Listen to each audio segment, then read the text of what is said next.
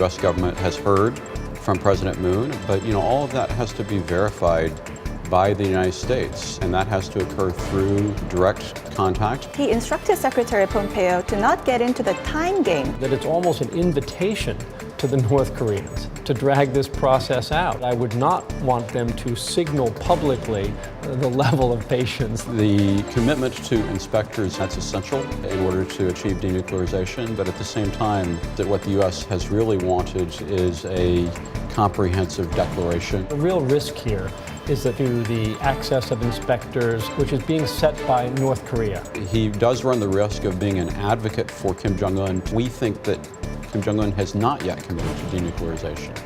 From the Voice of America, this is Washington Talk. Hello and welcome to Washington Talk. I'm Eun-jung Cho. Secretary of State Mike Pompeo will travel to Pyongyang in October to lay the groundwork for a second summit between President Trump and Chairman Kim. Only a month ago, the Secretary's trip to Pyongyang had been abruptly canceled. So what has changed since then?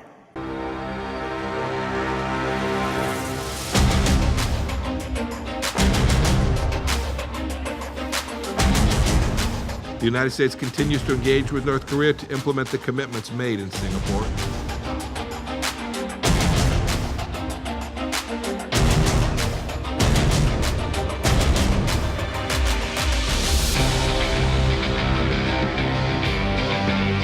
I just showed a letter that I received just yesterday from Chairman Kim.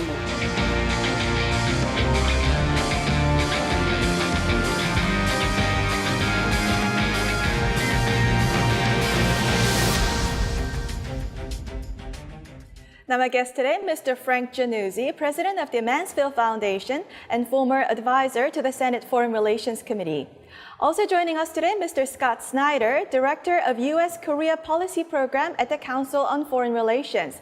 Mr. Snyder worked as an Asia specialist in many think tanks for more than 20 years. Welcome to the program. Thank you. Good morning. Now, President Trump canceled Secretary Pompeo's trip a month ago, abruptly canceled it, citing a lack of progress. So now that Secretary is traveling to Pyongyang, it must mean that there's a reason to believe that this trip will be successful. So what do you think North Korea guaranteed to the United States? I don't think that we know exactly what North Korea guaranteed, but I think that it's clear that President Moon's visit to Pyongyang elicited, first of all, an additional commitment by Kim Jong-un to the concept of denuclearization, and of course also some commitments to inspections of the missile site and possibly Yongbyon. And now we have to follow up and find out whether indeed on the U.S. side we can also confirm North Korea's commitment to denuclearization and accompanying concrete steps in that direction. Now, in the past couple of weeks, the leaders of the two Koreas and then the leaders of South Korea and the United States had met. And President Trump said you'd be surprised looking at what's going on behind the scenes. So do you think there was some kind of a closed-door agreement on what U.S. and North Korea will give and take? And do you think the parties involved share more mutual understanding now than before? Well, I certainly am impressed by the intensity of the collaborative efforts between the United States and Seoul. I think the United States in recent months has been making intensive efforts to strengthen the dialogue channels from the highest levels of the U.S. government to President Moon. You've got Steve Biegun making trips, you've got Mark Lambert from the State Department making trips, you've got Pompeo very active in the region. And I just get a sense that there's an awful lot going on in terms of coordination. And I think that one of the reasons why the Pompeo visit is back on to Pyongyang is because there was close consultation between Washington and Seoul about the summit meeting between President Moon and President Kim, and I suspect that Washington was not surprised by any of the outcomes of that meeting, and that's a good thing for the diplomacy. We definitely shouldn't be surprised by anything that happened in Pyongyang. I do think that there might have been some areas where we were a little bit surprised, especially on the military aspects of the agreement to implement the Panmunjom Summit Declaration. So what was not in the Pyongyang Declaration but was later explained by Seoul to Washington was that North Korea will accept IAEA and U.S. inspectors. Now, was this explanation by Seoul meaningful or useful in moving the process forward? I think it's complicated because the commitment to inspectors is a step forward, a tangible step forward toward a possible verification process, and that's essential in order to achieve denuclearization. But at the same time, it seems that what the U.S. has really wanted is a comprehensive declaration of North Korean materials and facilities, and the steps that North Korea took in the context of the Pyongyang summit fall far short of that. I think Scott makes a good point. The real risk here is that the United States is setting up a norm with respect to the access of inspectors, their ability to do their jobs, which is being set by North Korea. So once the United States begins a observation, inspection, monitoring process, it's going to be hard for the United States down the road to demand a higher level of transparency, a higher level of access. Will these inspectors be able to bring technical equipment with them of their own, or will they be depending on the North Koreans? Will they be able to travel outside of the geographic boundaries that the North Koreans set for them when they are invited to come monitor activities at Yongbyon? I don't believe that these questions have been answered yet. And there is some risk that once we begin an inspection process using North Korea's rules, that it's going to be awfully hard to reset the rules down the road. Frank just mentioned that U.S. is now following norms set by North Korea. Now, on that point, President Moon is saying so much more than what's actually on the agreement. President Moon says that when North Korea says complete denuclearization, that's the same as CVID. He also said that right after the summit, he said observation of experts, permanent dismantling is the same meaning as verifiable and irreversible. So clearly, President Moon's interpretation and subsequent U.S. understanding is much more than what's actually on the declaration. So is there any danger in reading between the lines? I think that we've made a step forward, and a lot of what President Moon is doing is trying to reframe some of the things that we want from North Korea. Maybe in language that is slightly different from their traditional language, because some of that language has taken on particular political meanings. But at the same time, it's going to be necessary to nail down exactly what those terms mean, and I hope that President Moon was able to do that effectively in his conversations with Kim Jong-un. I was always, frankly, deeply uncomfortable with the concept of irreversibility, because the scientists will tell you that that's not achievable. You can completely eradicate a program, take apart every brick of every building, and those buildings can be reconstructed 20 years from now, unless you're talking about somehow, killing every nuclear scientist in North Korea, every engineer. There's no such thing as irreversible denuclearization. So I think by dropping that jargon, the United States and North Korea actually are taking a step toward a more practical, enforceable commitment to denuclearization. So I think, as Scott says, we need to make sure that we define the terms that we're using the same way. But I've got no problem with President Moon taking that CVID term out of his lexicon. Still, U.S. government's policy goal is CVID, and that is now being expressed as final and fully verified denuclearization. Now, since these terminology is very murky and we're still proceeding with the diplomatic process, is there any fears that U.S. may be lowering the bar and maybe stepping back from demanding the full and final verified denuclearization from North Korea? Not as a final objective, I don't think. I think it's pretty clear that we need something like complete denuclearization of North Korea, however that might also be defined. But right now we are trying to figure out how to start a process with North Korea. And that's a real challenge because there's risk in trying to insist on a complete declaration on the front end. At the same time, there is risk in allowing North Korea to set the tone by identifying initial steps and trying to take a few bites out of the apple without allowing us to make sure that the entire apple is eaten. And so I think there's a lot of complexity and actually real challenge in terms of figuring out how to interact with North Korea in a productive way, given the overall level of distrust between the two sides. President Trump recently said that he instructed Secretary Pompeo to not get into the time game, that it doesn't matter if it's 2 years or 3 years or 5 months. What is your take on this? Has he shifted his position? Well, it's a remarkable transformation that President Trump has undergone over the last 2 years with respect to his handling of the North Korea challenge. You know, we went from a very absolutist statements about it won't happen, you know, North Korea will not be allowed to develop ICBM technology, to the end of strategic patience, implying that the Trump administration would move with great alacrity and immediacy and urgency to disarm North Korea, in a matter of months or weeks, to a open-ended process, one which I think is much more in touch with reality than the previous Trump administration position, but it's a little bit disconcerting to see such a 180-degree shift in the rhetoric.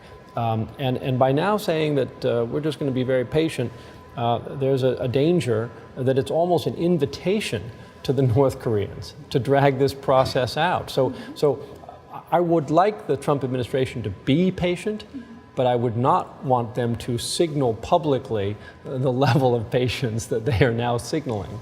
Yeah, very well said. We've been expecting the second round of summit between U.S. and North Korea to be held in October, but Secretary Pompeo said that will likely come after October. So why do you think this is coming after October? We've got a lot of work to do to get this process back on track, and I think that the U.S. government has heard from President Moon about what he thinks was accomplished at the Pyongyang summit, but all of that has to be verified by the United States, and that has to occur through direct contact between Secretary Pompeo and Kim Jong-un, and then we also have to follow our coordination processes around that as a means by which to prepare for a second summit. And I think the political calendar may also play a role. The president intends to be on the stump for Republican candidates between now and the election in November. Scott, South Korean President Moon Jae-in delivered a speech at the Council on Foreign Relations, and you were also there when he delivered the speech. And one of the attendants said that President Moon seemed determined to represent Kim Jong-un in only the most favorable light. And one U.S. media also said that President Moon is as good as a spokesperson for Kim Jong-un at the United Nations. So how did you see his speech? Well, I think that the speech was actually a little bit more complicated than that, because President Moon also was trying to reaffirm the importance of the alliance, and he actually indicated in that speech and also in his interview with Fox News that the alliance was going to last beyond whatever happens with North Korea. But I think that President Moon is in a very complicated situation right now, because he does run the risk of being an advocate for Kim Jong-un to the extent that he thinks that Kim has already committed to denuclearization. And yet we think that Kim Jong-un has not yet committed to denuclearization. And so that's where I think the big challenge lies in terms of a rift between the U.S. and South Korea. We'll leave it here and watch video for our next discussion.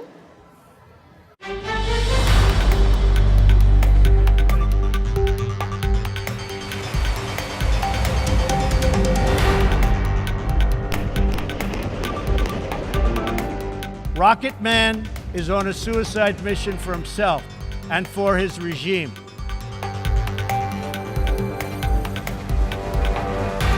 I would like to thank Chairman Kim for his courage and for the steps he has taken.